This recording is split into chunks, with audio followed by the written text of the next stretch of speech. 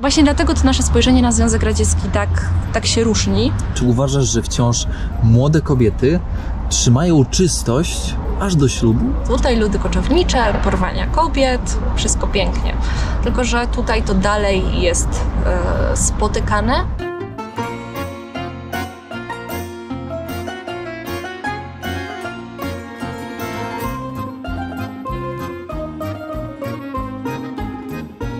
Iga, pytanie. Czy masz jakieś rady jako Polka, która tutaj mieszka już ponad rok? Czy masz rady dla Polaków, którzy przyjeżdżają tutaj jako turyści, tak jak ja na przykład? Co byś doradziła? Przed czym byś przestrzegła? Na co zwrócić uwagę? Zaczynając od rzeczy bardzo prozaicznych, nie bierzcie ze sobą karty Mastercard, bo nigdzie nie są obsługiwane. A wiza? Wiza tak. Znaczy znowu tak. W Biszkeku tak. Chociaż też nie we wszystkich miejscach można płacić kartą, ale w Biszkeku jest w miarę całkiem okej.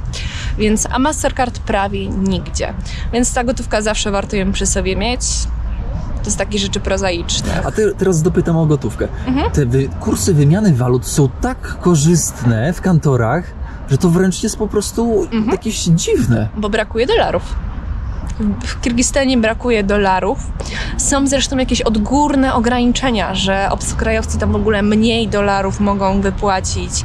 Jest jakiś limit na człowieka. Ja akurat nigdy nie potrzebowałam tych dolarów, więc mnie to jakoś tak omija ten problem, ale wiem, że jest po prostu problem z dostępem do banknotów. Dlatego nam, jeśli przywozimy dolary z Europy, całkiem się to opłaca. Więc tak to wygląda. A z takich sugestii może kulturowych, jak przyjeżdża jakiś taki, turysta, jakie błędy może popełnić? Ubiór? Zależy. Bo znowu, Biszkek, reszta kraju. Reszta kraju załóżmy. No, Biszkek jest najbardziej liberalny, chociaż inaczej. Jeśli wyjdę w kombinezonie, w shortach i bluzce bez ramionczek tutaj, będą na mnie dziwnie patrzeć, ale dopóki nie pójdę na przykład na bazar oszski, który jest najbardziej kontrowersyjny, to w centrum będą machać ręką. Poza centrum już, ale shorty spoko, raczej nie ma problemu. No czasami mężczyźni zwracają na to uwagę, ale u nas też. Więc w Biszkeku jest generalnie okej. No byle tak nie przeginać, ale powiedziałabym, że polskie standardy. Jeśli w Polsce byśmy się z czymś czuli zbyt odkryci, to w Biszkeku też. No ale poza Biszkekiem, no to już wypadałoby, nie mówię, że spódnice do kolan, no ale te shorty niech będą do połowy uda przynajmniej. Czy mężczyźnie można więcej niż kobiecie? Oczywiście. No bo tak, mamy tutaj jest to kraj patriarchalny i mężczyźnie można dużo więcej. I raczej tutaj rada dla pań. Ja bym proponowała mieć pierścionek zapasowy, gdzieś jakiś taki. Ja w sierpniu zeszłego roku powiedziałam tak samej sobie. To był mój pierwszy tydzień w Kirgistanie nad jeziorem. Drugiego dnia już szukałam pierścionka, ponieważ mężczyzn było wokół bardzo dużo, byli bardzo nachalni i czułam się po prostu tam nie do końca bezpiecznie. Polka, dobra kandydatura na żonę. No nie, z Polski.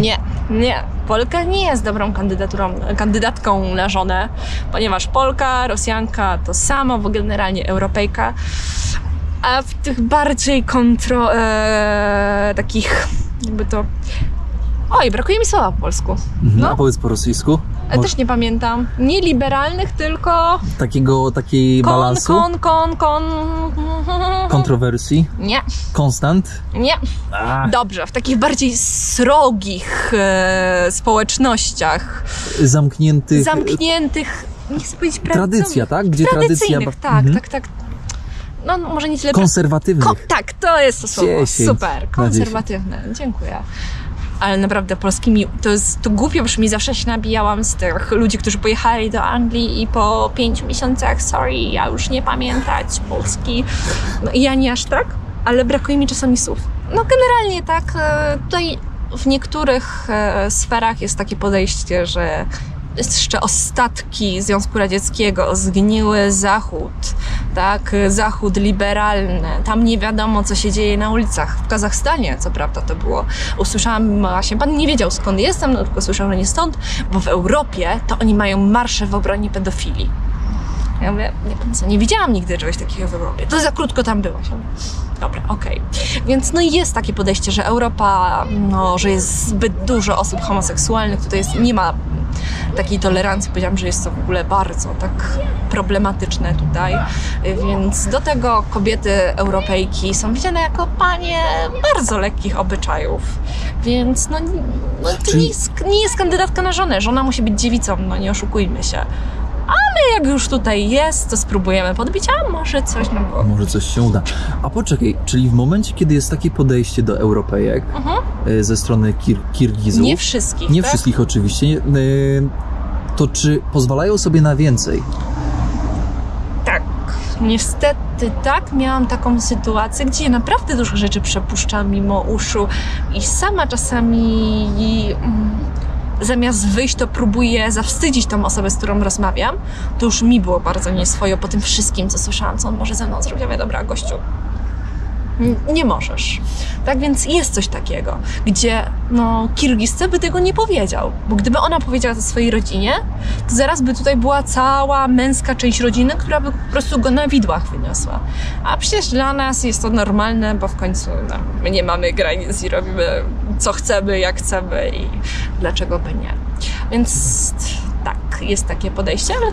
A czy uważasz, to też będzie takie dość pytanie, które teraz mi przyszło podczas rozmowy, czy uważasz, że wciąż młode kobiety trzymają czystość aż do ślubu? Czy jednak ten powiew zachodniego wiatru sprawia, że te kobiety młode tak już czują, że w Europie i na Zachodzie już można być bardziej wolny, już ta tradycja już jest taka bardziej, wiesz, już nie jest taka twarda tutaj?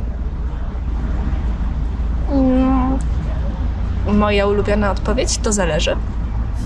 Biszkek, Kirgistan. Biszkek, Kirgistan. Myślę, że tutaj, no w Biszkeku nie powiedziałabym, że jest to większość, ale jest duża część społeczeństwa, która już jest taka bardziej liberalna i tak dalej. Ale myślę, że poza Biszkekiem, choć i w części rodziny tutaj w Biszkeku, to jest bardzo pilnowane, tak bym to nazwała, no bo takie są tutaj wartości, tak? Teraz kraj też jest coraz bardziej religijny. Chyba w każdej religii ta czystość i dziewictwo ma znaczenie, więc tak. To tutaj... U kobiet, a mężczyźni hipokrytami są. Tak. Nie będę rozwijać. Tak. Potwierdzam. Ale tak, jest to pilnowane. Nie wiem, czy słyszałeś kiedyś... Jest coś takiego, no, generalnie Kaukaz, tutaj ludy koczownicze, porwania kobiet, wszystko pięknie. Tylko że tutaj to dalej jest spotykane i nie jest to element tradycji. Porywane, na zasadzie serio porywane, czy porywane ustawione? Właśnie jest i tak, i tak. Tu jest cały problem. Jest i tak, i tak. Mnie to po prostu... Bo ja myślałam, że no dobra, coś tak jak no bo na Kaukazie, no już to jest bardziej taki element pokazowy, to jest dogadane, ja cię porwę i w ogóle to jest fajnie. Zachowajmy tradycję. Tak, zachowajmy tradycję. Bardzo często po prostu te kobiety już zostają w domach tego oprawcy, no bo nawet rodzina nie próbuje im pomóc, no bo kto cię zechce, zostałaś zhańbiona, to już zostań z nim. I to jest właśnie taki element, nie mogę sobie wyobrazić, że na przykład przykładowo jestem trochę młodsza, bo mnie by już tutaj nikt nie porwał, bo jestem za stara, to zazwyczaj dotyczy dziewczyn 16-17 lat. Młode. Tak, no bo to o to chodzi, żeby była młoda żona, tak, żeby raczej była pewność, że jest dziewicą, bo o to chodzi. No i takie się porywa. Zresztą do takiej dziewczynki też łatwiej porwać, mam wrażenie. Łatwiej i taka dziewczynka już się tak nie obroni, w sensie tak, nie jest tak... Jest mniejsza świadomość, jest większa presja społeczna, bo tutaj też zaraz o tym powiem. Jest film, teraz on wyszedł 2 lata temu, nie pamiętam reżysera, nazywa się właśnie Ala Kaczu, czyli po kirgizku jest to porwanie, dosłownie to jest Catch and Run, Złap i biegnij. Czy jesteśmy w stanie to w internecie znaleźć Tak, gdzieś? chyba na Vimeo bodajże, ale jest dostępne, bo ja to też w internecie oglądałam. Tam jest właśnie przedstawiona historia też. Mężczyzna zaplanował tam porwać jedną dziewczynę, która sprzedawała w sklepie. Jej tego dnia nie było w sklepie, była druga dziewczyna, ale w jego domu już czekało wesele. Tam już był jakiś tam muła, ksiądz islamski. Znowu mi wypadło słowo z głowy. Imam. No okej. Więc tam już był właśnie ksiądz duchowny islamski, cała rodzina się zebrała, czyli właśnie to też pokazuje, że to jest za przyzwoleniem rodziny pana młodego, tak? No ale tej dziewczyny nie było w pracy, więc porwał tą drugą, no bo żeby się wesele nie zmarnowało. Ona próbowała uciekać, więc trzeba ją jakoś zablokować. Tam oczywiście presja tej rodziny, że to jest normalne, że nas też to tak spotkało i tak dalej, bo tutaj jedna właśnie ze znajomych mówiła, która pracuje na południu Kirgistanu, że tam co trzecia, co czwarta kobieta, w tym trochę starszym pokoleniu, no to jest właśnie w ten sposób wyszła za mąż. Ale wracając, tam po prostu najstarsza kobieta w rodzie kładzie się w drzwiach. I ta dziewczyna młoda nie ucieknie, bo nie można przejść nad starszą osobą, bo to przyniesie nieszczęście na całą jej rodzinę, no plus ten szacunek dla starszego. No i one zostają w takich domach. Czasami rodzina próbuje jej ratować. I babcia w progu leży. Tak. No Co dalej? No, to zależy. Tak jak moje ulubione słowo, to zależy. Tak jak mówiłam, czasami rzeczywiście rodzice próbują coś zrobić i daje się udaremnić te porwania. Jeśli to jest zgłoszone na policję, to czasami policja szuka, ale też nie zawsze. To wszystko bardzo zależy, bo w niektórych kręgach jest na to pewne przyzwolenie społeczne. Ale też wiele rodziców, tak jak właśnie wspomniałam, mówi, no trudno, zostań tam, tak? No tak wyszło. I nie wyobrażam sobie tego, żeby w Polsce porywają dziewczynę na ulicy, a rodzice mówią, no to już zostań z tym, który cię porwał, bo być może cię zgwałcił, no to nie jesteś już dziewicą. No tak tłumacząc na nasz język, to o to chodzi. I to pokazuje, jak inne mamy wartości, że jednak tutaj ten kult czystości jest przeogromny. Więc tak to wygląda. A czasami udaje się tą dziewczynę odzyskać. Jest przyzwolenie społeczne, nie mówię, że ogólne, ale w niektórych kręgach jest. Niektórzy to tłumaczą tradycją, że to jest koczownicza tradycja. Inni uczeni wyjaśniają, że nie, to nie jest tradycja. To jest mit stworzony dużo później, tak? A tradycja zawsze jest dobrym wyjaśnieniem na wszystko. Są organizacje, które z tym walczą. Są to organizacje zarówno kirgijskie, jak i międzynarodowe. Jest to karane prawnie, okej. Nie pamiętam, jaki jest za to wyrok. Teraz jest całkiem wysoki, ale wiem, że wcześniej było, już tylko nie podam konkretnych lat, był moment, że było to tak samo karane jak kradzież krowy, a potem, chociaż chyba jeszcze był moment, że było mniej niż krowa, a potem jak krowa, no a teraz rzeczywiście te wyroki, kary są podniesione. A to mówimy o wyrokach, nie wiem, 5 lat, 10? Nie pamiętam, ale to było jakieś takie, że aż nie oburzyłam się jakoś szczególnie. Więc chyba obecnie to w miarę... Czyli nieduże, jeśli to cię nie oburzyło. Nie no, właśnie chyba całkiem duże, czyli odpowiednie, jeśli mnie to nie oburzyło. Bo nie oburzyło mnie, że taki niski, tak? To nie jest kara tak, że to nie jest kara 2 miesięcy i okej. Lata, tak? To jakieś lata. Czego naprawdę nienawidzisz w Kirgistanie? Ruchu drogowego i kierowców. 90%. Czujesz się zagrożona? Tak. Tutaj, widzisz, nawet nie będę próbowała mówić tego delikatnie. Większość nie przestrzega ruchu drogowego, jeżdżą na milimetry, wyprzedzają na 3., na 4., nie przestrzegają żadnych zakazów, nie przepuszczają pieszych, a jak przechodzisz na swoim zielonym. Ostatnio 5, tak jakby kolejek zielonego nie udało mi się przejść przez ulicę, bo nikt się nie zatrzymał, bo akurat był prawoskręt. Czy miałaś kiedykolwiek sytuację, że może jakiś kierowca cię tutaj może stuknął?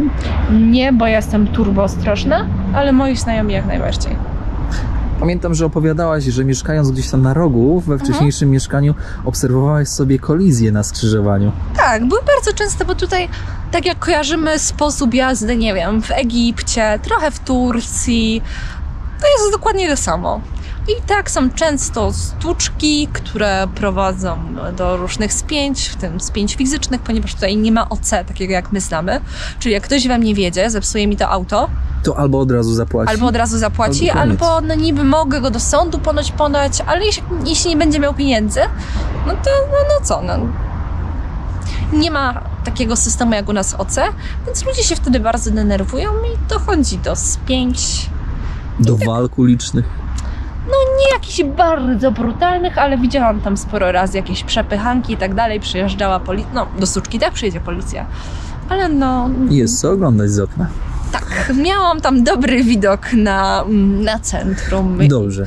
Centrum wydarzeń. Iga, jak będziesz zmieniała miejsce zamieszkania, bo Kirgistan chyba nie jest takim docelowym krajem, w którym chciałabyś mieszkać. I jeszcze nie wiem, co jest tym krajem docelowym. Czy jest to Polska, czy nie Polska? Szukasz siebie. Tak, ale szukam. Tutaj teraz idzie drugi rok. Myślę, że jest to fajne doświadczenie.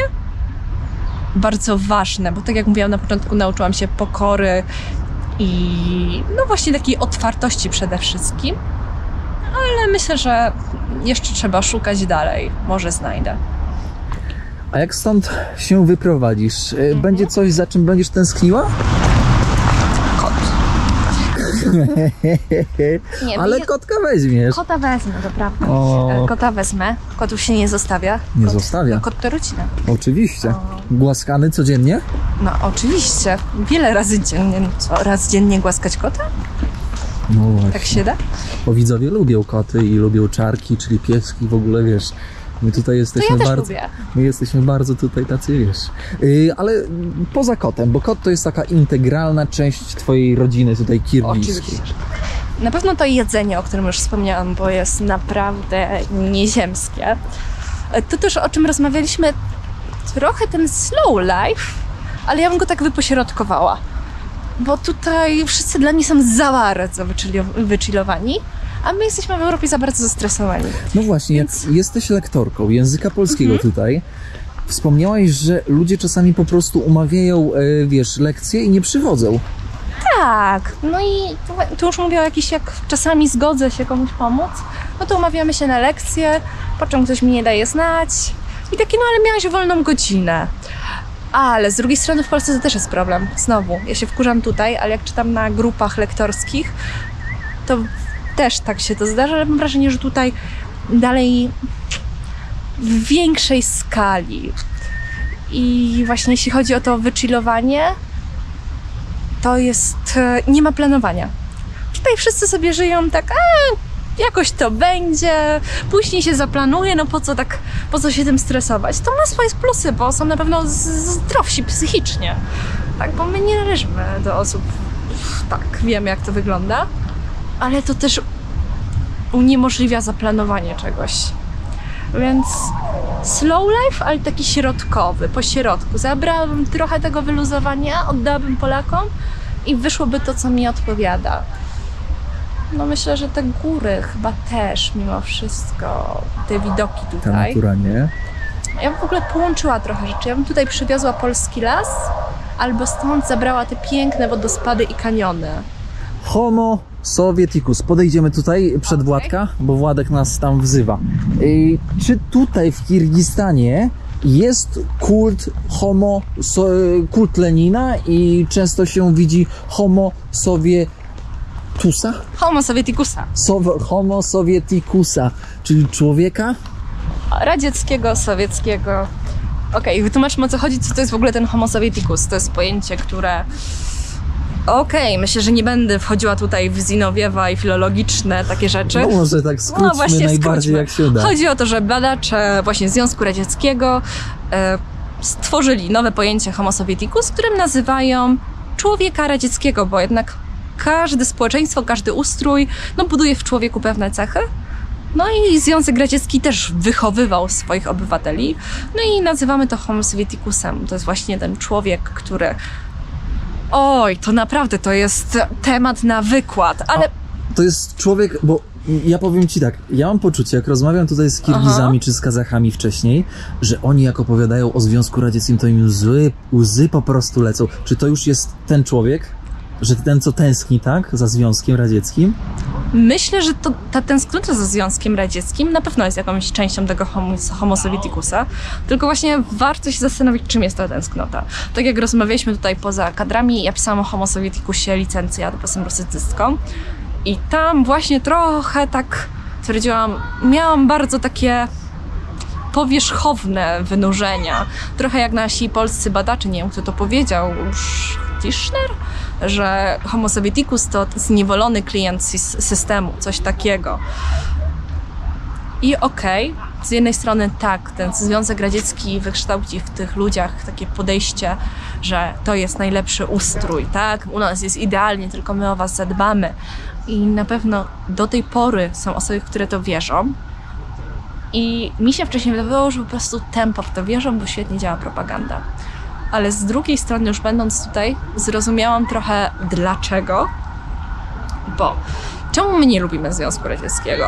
No już pomijając tutaj nasze historyczne rzeczy, no to powiemy o łagrach, o braku swobody słowa, o prześladowaniach. Ale dlaczego my mówimy od razu o tym? Bo my jako Polacy, nawet jak było trochę biednie, to byliśmy dość jak jest piramida potrzeb, byliśmy na szczycie. Więc na samym szczycie zostaje nam swoboda słowa, jakieś takie wartości. A Związek Radziecki tutaj przyniósł infrastrukturę, przyniósł jakąś opiekę. Przecież i Kirgizi, i Kazachowie to były ludy koczownicze, które zajmowały się same sobą w górach. I ja nie wiem, czy to dobrze, że Związek Radziecki, Rosja carska spróbowała ich osiedlić. To w ogóle w to nie wchodzę. Ale Związek Radziecki dał im jakąś takie zaopiekowanie względne. No tam jednak system socjalny znowu istniał, był całkiem dobrze rozwinięty, pracujesz, masz mieszkanie, masz wczasy pod gruszą, jakbyśmy to nazywali. Masz lekarza, masz edukację bezpłatną. Potem Związek Radziecki upadł. Tutaj lata 90. to były lata ogromnej biedy. Zresztą ja słyszałam dużo takich opowieści, jak ludzie umierali na ulicach światowej, tutaj wielkiej klasy pisarze umierali w domach, bo nie chcieli żebrać. Tak? Czyli lata 90. to jest czas wielkiego głodu. Po prostu koszmar. Czyli upadek związku, można powiedzieć, zabrał tą podstawę piramidy Maslowa, podstawę tych potrzeb, które mieli zapewnione, a tu im ktoś po prostu zabiera taką dużą część życia. Tak, dokładnie, bo my zawsze właśnie upadek Związku Radzieckiego, polski odbiorca pomyśli, no dobre wydarzenie.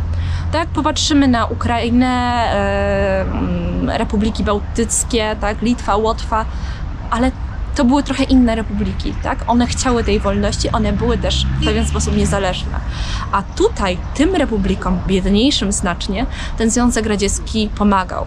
A w momencie, kiedy ty nie masz zapewnionych podstawowych potrzeb, no to ty nie myślisz jakiejś wolności słowa. Im się tutaj całkiem nieźle żyło, no bo tak, jedzenie było, opieka była, a to, że czasami nie można było powiedzieć tego, co się chce, no ale jest co jeść, tak? Więc właśnie dlatego to nasze spojrzenie na Związek Radziecki tak się różni. Chociaż oczywiście są osoby krytyczne, bo tutaj kwestia kolonializmu przez Rosję carską, później Związek Radziecki. Ja mogę o tym mówić dość długo. Okej, więc jest jeszcze kwestia kolonializmu, tak, wpływów rosyjskich na kulturę Kirgistanu, chociażby język to też jest spory problem, dlaczego tutaj wszystko jest po rosyjsku, a nie po kirgisku.